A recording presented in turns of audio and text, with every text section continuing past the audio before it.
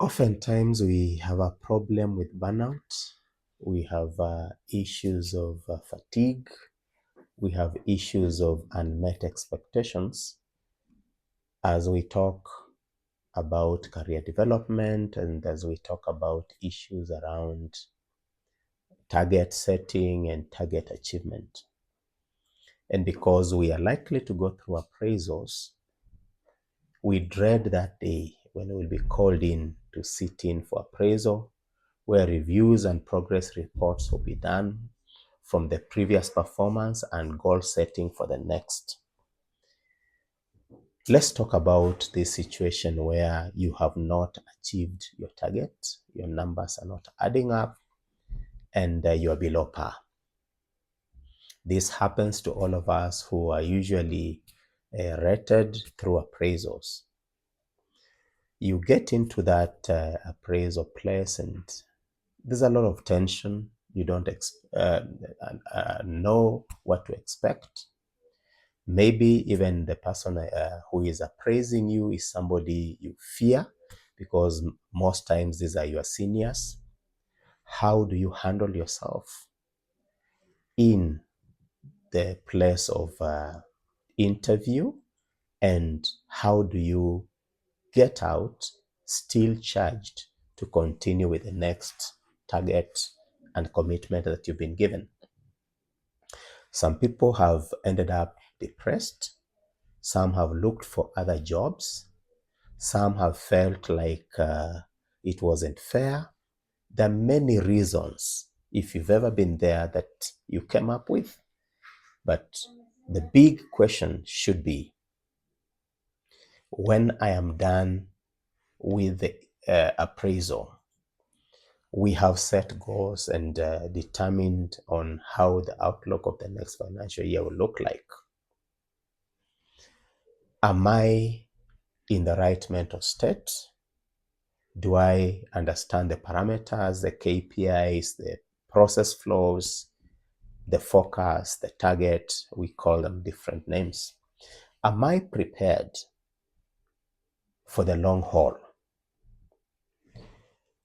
Maybe I only share 3 things that are very critical. Before you go into appraisal and goal setting, 1, ask yourself, what is my job description? What is expected of me? What are the working parameters that I'm expected to go through? Detail them down. Then ask yourself, what is my capacity versus these goals and these parameters that I've set for myself? So that self-awareness becomes your number 1 priority. Self-awareness, what is my potential? What is likely to be my capacity to deliver?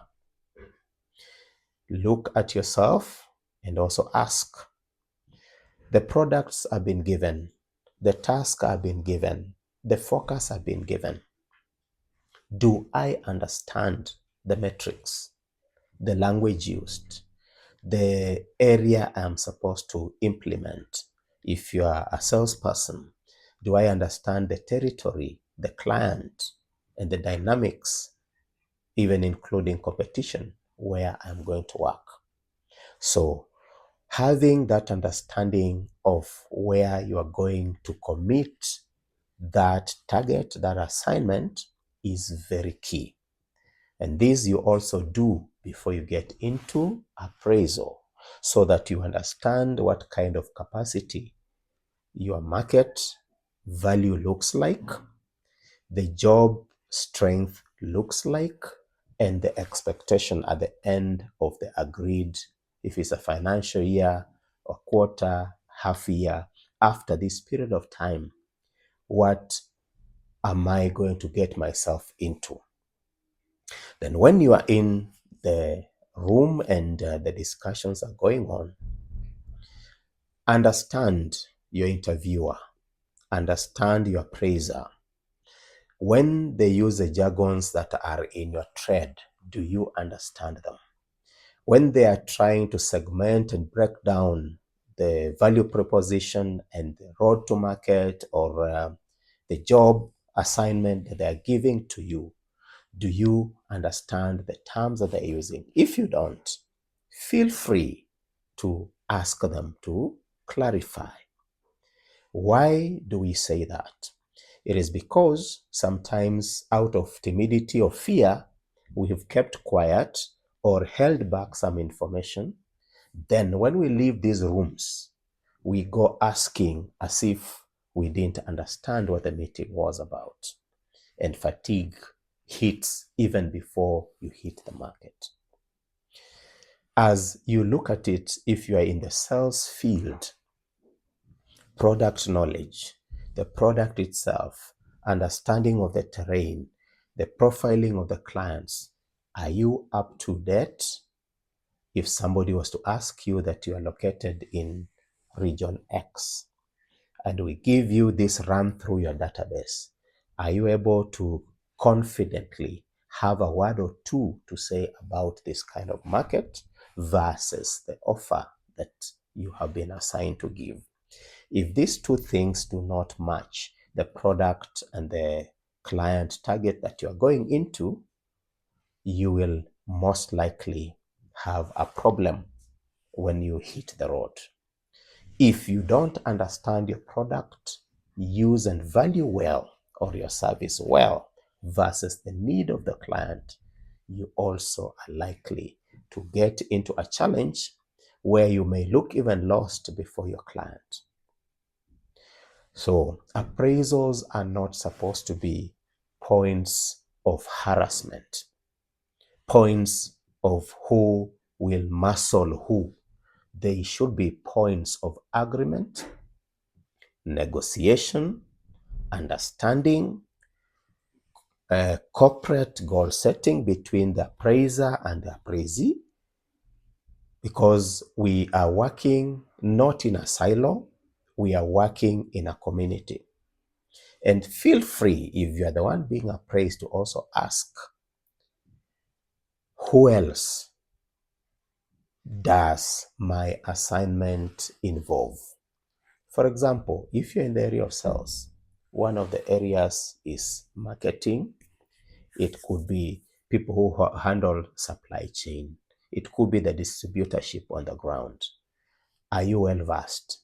If not, this is the opportunity for you to also seek guidance, because the next time you are likely to meet this person is at quarter review or half year review. And those are many months that are likely to have passed. Because from there, even if you are to go to the normal meeting that you may have regularly, it will be under a different context.